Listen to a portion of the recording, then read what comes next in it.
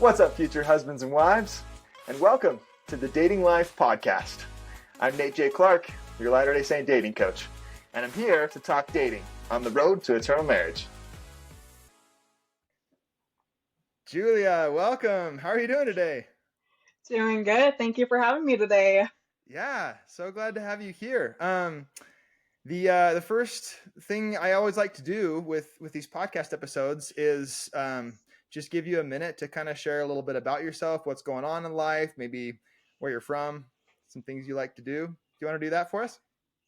Yeah, of course. So my name is Julia, or my friends call me JJ. I'm from Salt Lake City, Utah.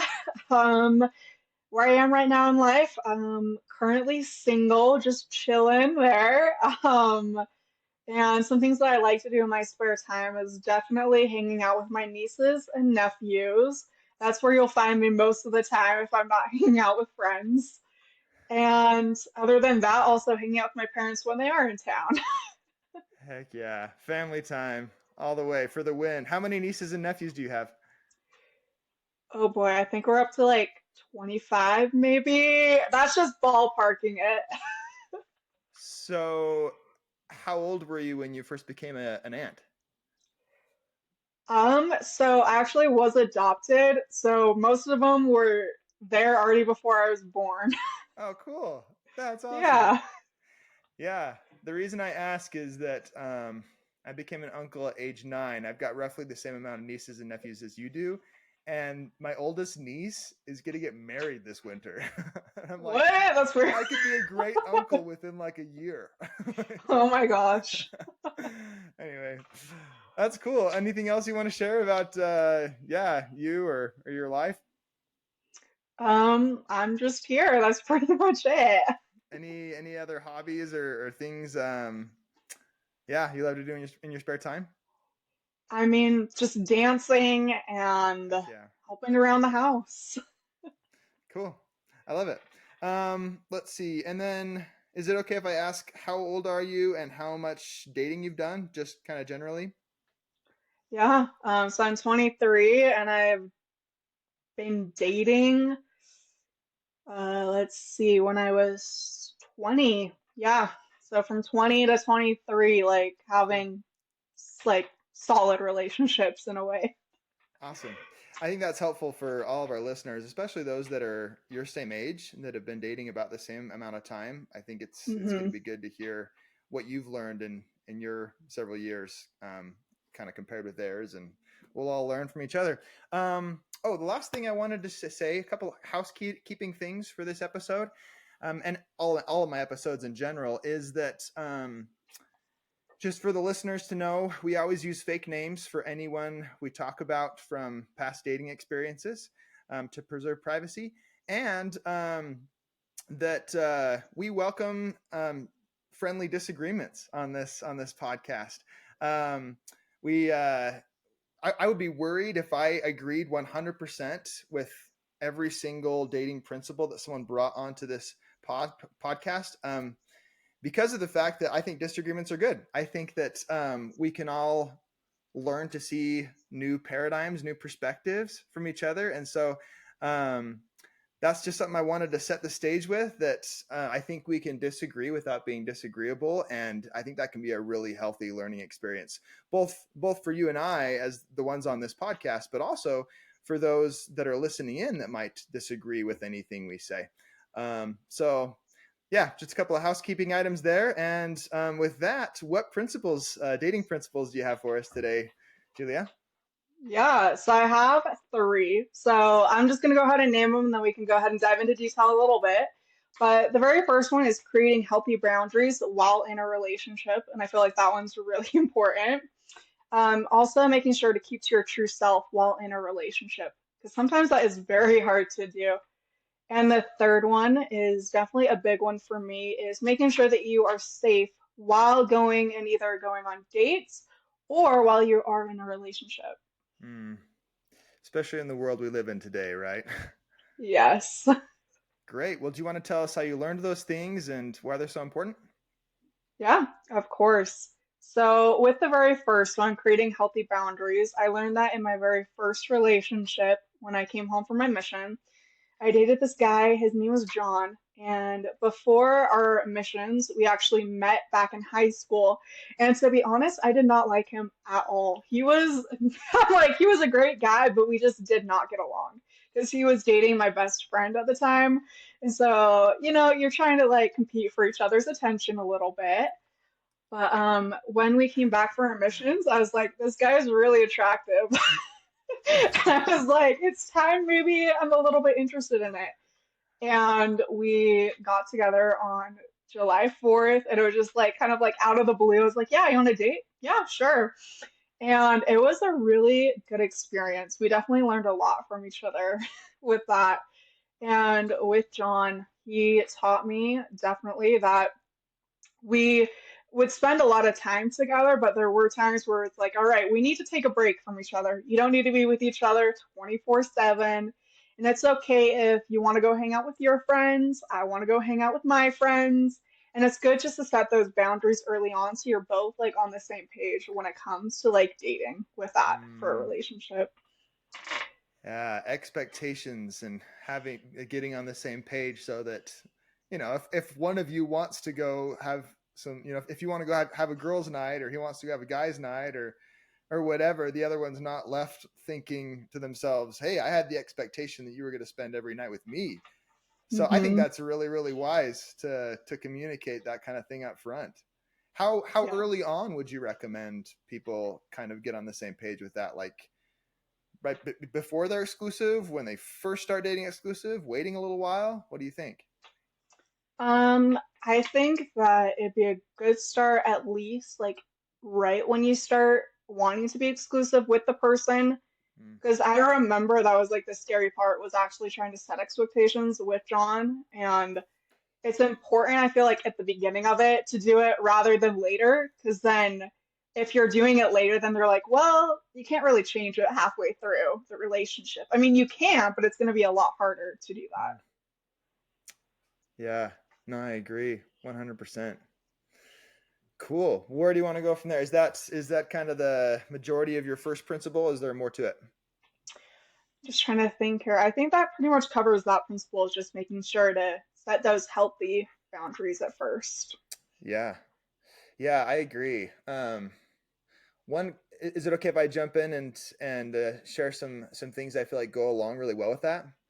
Of I think course. that I think that there's probably a good handful of things people can get on the same page with. You mentioned the example of how much time you're going to spend together, and um, continuing to maybe even have friendships with people of the opposite gender while you're dating someone's exclusively, and talking through that.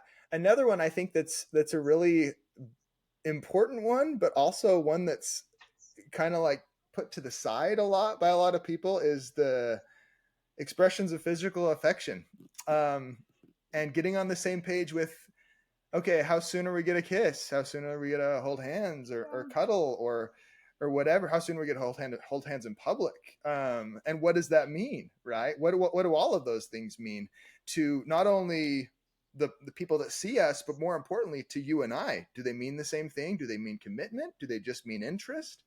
Right? I think that's another Hmm. one where it's really important to get on the same page, with what the expectations are, but also, like you said, setting some healthy boundaries so that both people can feel safe and comfortable, and have the quality of relationship they want. Yeah, yeah, I agree 100%. Yeah. It's great with that. Cool. Well, what was the second one again?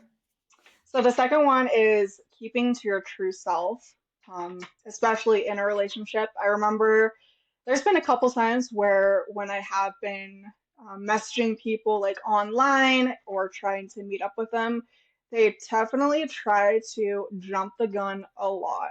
Mm, Recently, I had someone that I was talking to maybe for like 2.5 months, almost 3 months, and next thing I know, he's like, well, like, come move up to Idaho. And I was like, what? Where did that even come from? And I was like, that's a little fast, dude. Like, we haven't even gone on a date, like, at this all. is just like communication over social media, and he said that. Yeah, yeah, Oh man. Yeah. yeah. Easy, Yeah. easy. Goodness. Yeah, I remember after I was like talking with my dad after I kind of called things off and kind of put it to a halt. My dad's like, "So, were you at least nice to letting him off?" And I was like, "I think I was. I tend not to be very harsh when cutting relationships off if they move too fast. Mm, But that's important is to remember what you're comfortable with when you are dating and talking to somebody, because you don't want to make yourself be a different person. 100% no. You want to mm. make sure that you're like, okay, this is what I'm comfortable with. Let's just move forward that way for it. Yeah, yeah. Good point. You know, now that I'm thinking more about it, I think that trying to move that fast or jumping the gun in ways like that is probably more common than we realize these days. I feel like that's becoming more common. Would you say that's the case or no? Yes, I would agree that it is the case, but also it might just be a Utah culture where they get married really young and then move like really fast. Yeah, yeah, that makes sense. But your second principle was about being your true self, right? Yeah, And not being scared to let people know where you're at if you're not, you know, as far along as far as interest goes as they are. Is that kind of what you're saying? exactly, and exactly. And I feel like in some cases, some guys will try to not really manipulate you, but when you are trying to set those boundaries and trying to be true to who you are, they'll try to guilt trip you a lot, where they're like, Ooh. well, if you're like, oh, I'm trying to not do this, like, well, just a little bit of this, or if you just do it one time, it's not going to be a big deal. And Mm, so you got to make sure you're like, nope, these are my standards, let's stick to it. no, that's manipulation. Nice try.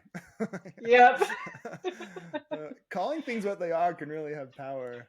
Um, but yeah, I love that. Sticking to what, you know, sticking to your guns, sticking to what you've already decided your standards are. Um, and here's something for all the guys that are listening. Well, and all the girls, but specifically, I just feel like that ultimately ends up being more attractive than someone that caves. Would you agree? Yeah, 100%. Because ultimately, self control, for lack of a better way of saying it, self control is sexy. It really is because there's a subliminal message that you know your value and you're not going to settle for less than that, right? Exactly, I, exactly. And I I think also, all of our girl listeners out there especially need to know that they're not going to scare someone away if they choose mhm, to hold to their standards and be exactly. the real them. That's cool. Any other thoughts on that before we move on to principle number three? Yeah, and I think it's also very important to realize that we do have like our natural man where we want to go more than making out and stuff, but it's Mm-hmm. just, it comes to where it's what you decide in the moment. If you're with the person, it's like, okay, just like you said, self-control, don't going like farther than just kissing. Because it's really easy to do that. Like, I've heard countless stories of that happening, and it's sad, but it happens. It's the Yeah. way how it goes. Yeah. And the reality of it is that some things are just too good not to save till marriage, Yep. right? Yeah, Yeah. I believe in that wholeheartedly that, you know, it's so worth it. It's so worth it to wait and you know, even if someone has gone past that with physical affection, it's so worth it to work through that and to change, right? And to Hmm. do it differently the next time you're dating someone. Yeah, absolutely worth it. 100%. That's awesome. Yeah, anything else with the second one? I also think that girls need to realize that if you have like made that mistake in the past, guys are a little bit more sensitive to that. I feel like when they're like, okay, it did happen. Guys have either done something to you where you're not comfortable. It's just Mm, you earn respect when you're like, okay, just making sure that you set the boundaries and being like, okay, this is what we're gonna do, kind of thing. But we all make mistakes. It just happens. Yeah. No, it's true. We all do. And I mean, I believe that's, those desires we have, that they're by design. I mean, ultimately that's going to make marriage amazing, that we want, physical affection and intimacy, sexual intimacy that much. Hmm. It's going to make marriage wonderful. And can I share a secret mission I have with you, Julia? Of course. So it goes back to a experience I had with a girl. I had been taken on dates. It was kind of a summer fling. We went out a couple times and we were excited. And Hmm. ultimately, we didn't end up dating exclusively, but we talked about it. And she thanked me, that she didn't have to be the referee when it came to physical affection. That I wasn't, kind of like you said, trying to manipulate, or jump the gun with that kind of thing. Hmm. And she was like, I'm so tired of playing referee in that area. And I was like, man, I wonder how many other girls feel that way, where they're just exhausted of telling the guys they go on dates with, like, no, not yet, or no, too soon, or no, too far, or no, we need to stop. My secret mission is to help, any of the guys, that come to me for coaching or dating advice or listen to this podcast. My secret mission is to change that, is to help them, be the I don't know, be the kind of date or be the kind of boyfriend that gives the girls a break, where they bring it up and they're like, hey, here's my standards when it comes to physical affection. What do you think? Are you okay with that? Right? How would you feel if a guy was the one to bring that up and kind of be willing to make that happen? Well, at the top of my head, that's very attractive, 100%. I really appreciate that. And it reminds me of one of my good friends back up in Idaho. His name is Matthew, Mm, and we had a great experience just to be able to, um, he showed me how to be treated right. mm, And I remember after I was so upset because I was like, we could not date. It just didn't work out. And I was like, why is it that you're showing me how to be a good guy, yet it's not going to work out? yeah. And he was like, well, that's the kind of person that I am. I'm just the guy that shows the girl how to be treated. And I was like, okay, cool. A little humbling experience, but definitely learned a lot from that relationship, like for those like 4 months up there. That's so cool. I wish that every relationship ended that way, where, one or both parties were like, oh man, like, I feel like I'm walking away with a more healthy perspective on relationships, and Hmm. with a higher, better set of standards, both for how I'm going to act in dating, but also with what I'm going to put up with what my boundaries are, right?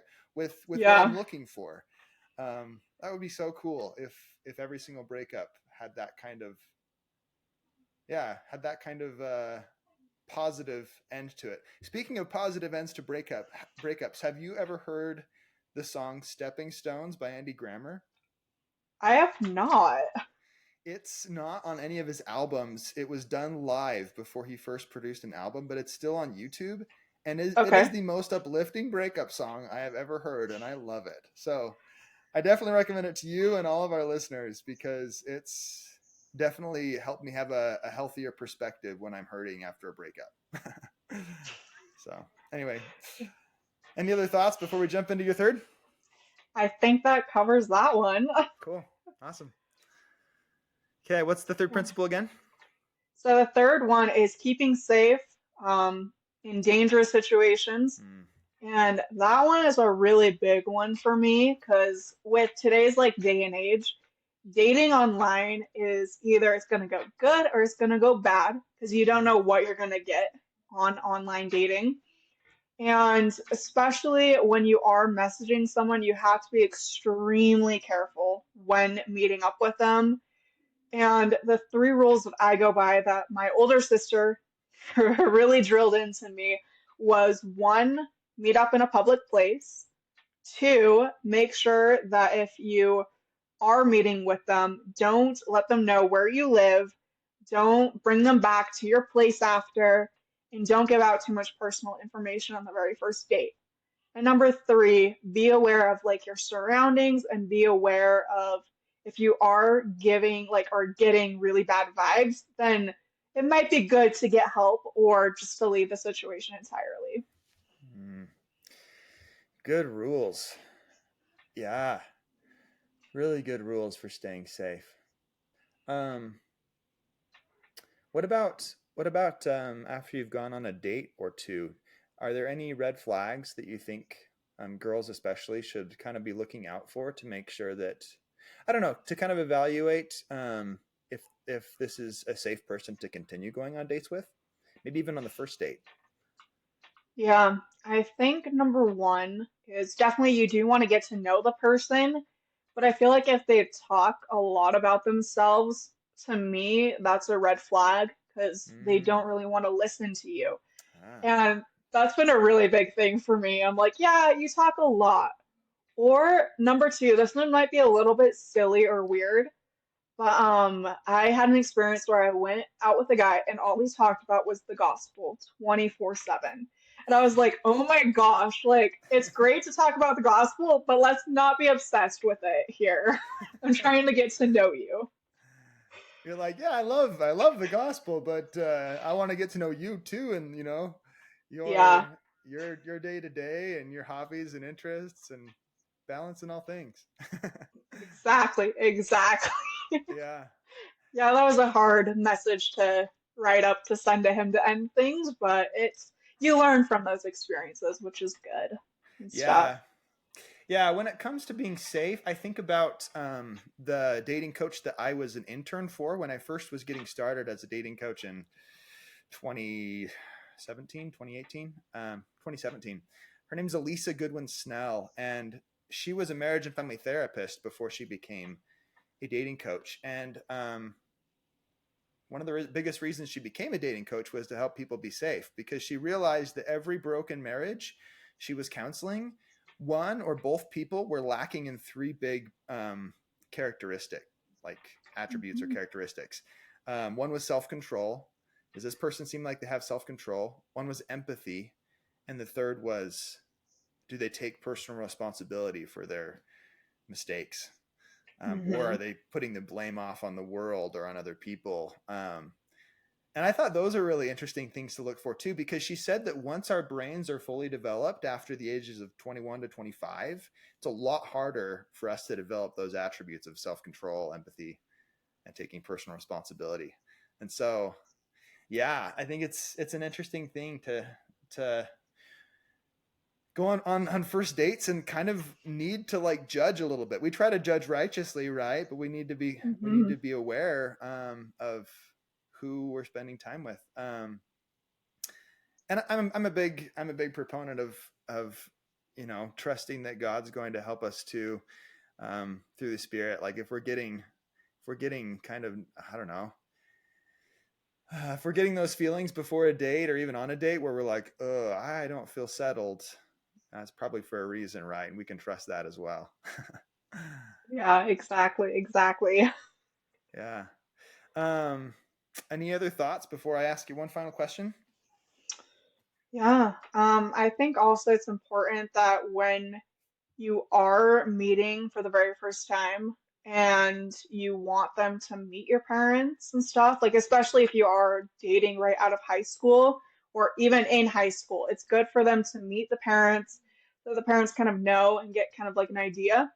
And something that I did even in high school is after a date, I talked about like how the guy was, how he treated me with my dad. And I value my dad's opinion a lot. And so that's also something that I go by is I'm like, if my dad doesn't like him, it's a no-go. I'm like, nope, we're good.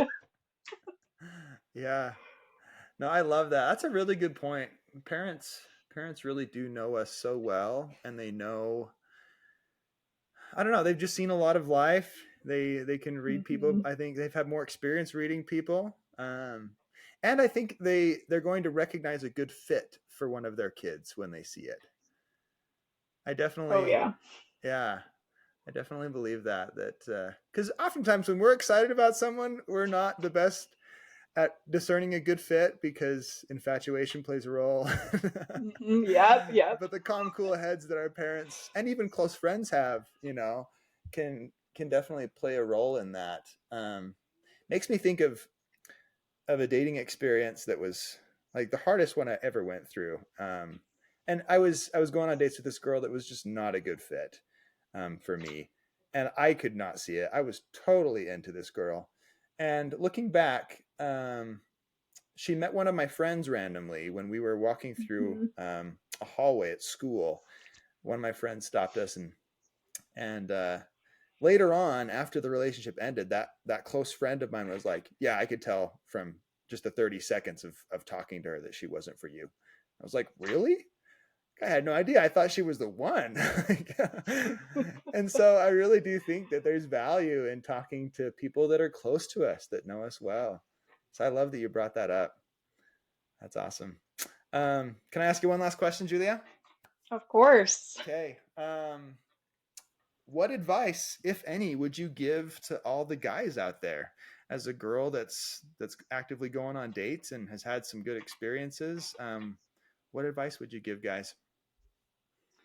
There are three things that I can think of. The very first one is do not rush into a relationship. That will definitely scare a girl off at the start. It's good just to really get to know the girl or the people that you are dating and really build that friendship because a relationship is built on friendship. Mm, When you are looking for marriage, you want to look for like your best friend and basically marry them. That's really great for that one. And then the second advice that I give boys, treat them how you'd actually treat your mom in a mm, way. Um, because you treat your mom with love and respect, and that's how a girl should be treated, 100%. And also just to remember that if she does come over to meet you or your family, she's going to be watching how you treat your mom, mm. because that's something that she does look for in a way, because they know that how you treat your mom is how the way you're going to treat her. And definitely the third advice that I give is just have fun, be yourself, and just to make sure that in a way, look at the big picture with it. If you know that they are the one, look at it in an eternal way and then pray, go to the temple and receive revelation for yourself, but then also make sure that the other person receives the same revelation because it may be the case where you receive revelation and they don't. And that's okay. But just make sure that you're both on the same page. Yeah. Such good advice, man. Thank you so much, Julia. I think this is going to be really helpful to a lot of people. I just got a message from a good friend of mine the other day that Hmm. was like, "Hey, thanks for that first podcast episode. You know, the girl that shared what she was going through and her experiences like was exactly what I'm going through right now, and it really helped me understand what I need to do." So, um, yeah, you're going to make a bigger splash than I think you even know as far as doing some good in the world of dating, where there's a lot of good to be done. Right? It's a tricky time of life. It's uh, Yeah. it's quite the adventure, to say the least. So that being said, I hope to see you at one of our upcoming events for Connection Heights. Also, to all of our listeners, if you would like to get invitations to fun events that make it easier to meet new people in person and virtually, you can look up our Facebook group, Connection Heights Events. And that being said, thanks again, Julia, for coming on today. Hope to see you around. See ya. Bye. Okay, my friends, thanks for tuning in. Be sure to check out more of my content and services at natejclark.podia, that's Podia.com. And I'll catch you next time.